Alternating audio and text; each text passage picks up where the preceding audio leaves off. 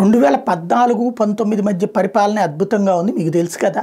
19, 24 పాలన బాలేదు కాబట్టి నా పాత పాలన తెస్తానని చంద్రబాబు గారు చెప్పట్ల. కానీ జగన్ పాలన బాగాలేదు, సంక్షోభంలో ఉంది, లేకపోతే 30 ఏళ్ళు వెనక్కి వెళ్ళింది, 40 ఏళ్ళు వెనక్కి వెళ్ళింది అన్నటువంటి పాయింట్ చుట్టూతోనే తిరుగుతుంది.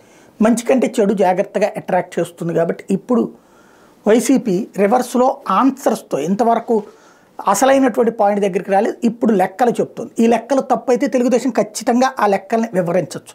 వీళ్ళు చెప్తున్నది ఏంటంటే ఉద్యోగాలు చంద్రబాబు టైంలో 34,000 ప్రభుత్వ ఉద్యోగాలు వచ్చినాయి, 1,40,000 గ్రామ సచివాలయ ఉద్యోగాలతో పాటుగా టోటల్గా 2,14,000 ఉద్యోగాలు ఇచ్చామని జగన్ సర్కార్ అంటుంది. నిజమా కాదా? సరే, ఈ 50,000, 60,000 తీసేద్దాం. 1,40,000 అప్పుడు 34, ఇప్పుడు 1,40,000 నిజమా కాదా? ఇది ఒకసారి తెలుగుదేశం వాళ్ళు క్రాస్ చెక్ చేసి చెప్తే సరిపోతుంది. అట్లాగే కాంట్రాక్ట్ అవుట్సోర్సింగ్ ఉద్యోగాలు లెక్కలు తీసేద్దాం పోనీ. లేకపోతే ఆంధ్రప్రదేశ్లో 4 ఏళ్లలో పెరిగిన ఉద్యోగుల సంఖ్య 16 లక్షలు అన్నటువంటిది ఉద్యోగుల సంఖ్య 16 లక్షలు అన్నటువంటి కేంద్ర కార్మిక ఉపాధి కల్పన శాఖ మంత్రి రాజ్యసభలో చెప్పారు. ఎట్లా అంటే 2018, 19లో ఏపీలో ఈపీఎఫ్ ఖాతాలు 45 లక్షలు ఉన్నాయి, 44.86 లక్షలు. 2022, 23లో ఏపీలో ఈపీఎఫ్ ఖాతాలు 61 లక్షలు, 60.73 లక్షలు. అంటే 16 లక్షల కొత్త ఉద్యోగాలు ప్రైవేట్ రంగంలో వచ్చినాయి. ఇది అవునా కాదా? ఒకసారి తెలుగుదేశం వాళ్ళు సమాధానం చెప్తే సరిపోతుంది. నిరుద్యోగ శాతం 2018, 19లో 5.3% ఉంటే ఇప్పుడు 4.1% తగ్గిందని వీళ్ళు లెక్క చెప్తున్నారు. నిజమా కాదా? వాళ్ళు కన్ఫర్మ్ చేస్తే సరిపోతుంది. అంకెలతోనే చేయాలి, ఎందుకంటే ఇవన్నీ అఫీషియల్ ఫిగర్స్ చెప్తున్నారు కాబట్టి.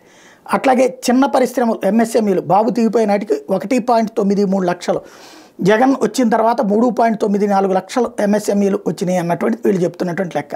తద్వారా 30,000 కోట్ల పెట్టుబడులు, వీటి ద్వారా 26.29 లక్షల మందికి ఉపాధి అన్నటువంటిది జగన్ సర్కార్ చెప్తున్నటువంటి మాట.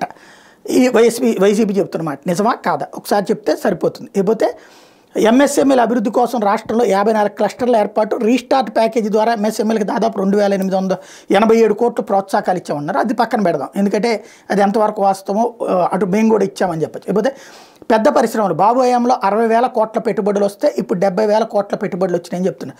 2023 మార్చిలో విశాఖలో జరిగిన గ్లోబల్ సమ్మిట్కి Mukesh Ambani, Karan Adani, Jindal, Bangur, Oberoi, Bajanka, Dalmia, Mittal, GM Rao, Krishna Ella, Apollo, Preetha Reddy, Satish Reddy, BVR Mohan Reddy, Masahiro Yamaguchi, Tesla, Martin Eberhard తదితర కార్పొరేట్ దిగ్గజాలు హాజరయ్యారు. ఈ సమ్మిట్లో 13 లక్షల కోట్ల విలువైన 386 ఎంఓయూలు ప్రభుత్వం కుదుర్చుకుని తద్వారా 6.07 లక్షల మందికి ఉపాధి లభించబోతుంది.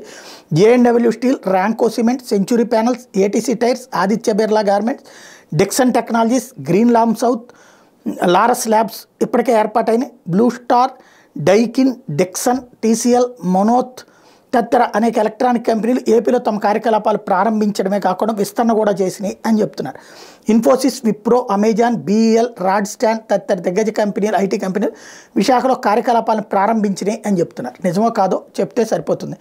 రెవెన్యూలో రాబడి పెరుగుదల బాబు పాలనలో 6% ఉంటే ఇప్పుడు 16.7% ఉందని, బాబు హయాంలో ఏటా సగటున స్థూలోత్పత్తి జీఎస్డీపీలో 6.95 లక్షల కోట్లు ఉంటే జగన్ పాలనలో 10.84 లక్షల కోట్లకు పెరిగిందంటున్నారు. అవునా కాదా? అట్లాగే అభివృద్ధికి సంబంధించి 17,000 కోట్లతో 45,000 స్కూల్స్ సంక్షేమానికి సంబంధించి ఏర్పాటు చేసాం, అదే భవిష్యత్ అభివృద్ధి అని వీళ్ళు చెప్తున్నారు. సరే, అవి పక్కన పెట్టేద్దాం. ఇంతవరకు అయితే క్లియర్. ఇక దాంట్లో వీళ్ళు సంక్షేమం చెప్తారు, మిగతా లెక్కలని. బట్ ఇవన్నీ వచ్చినాయా రాలేదా, ఇవన్నీ నిజమా కాదా అన్నటువంటి తెలుగుదేశం వాళ్ళు కూడా వివరిస్తే బాగుంటుంది.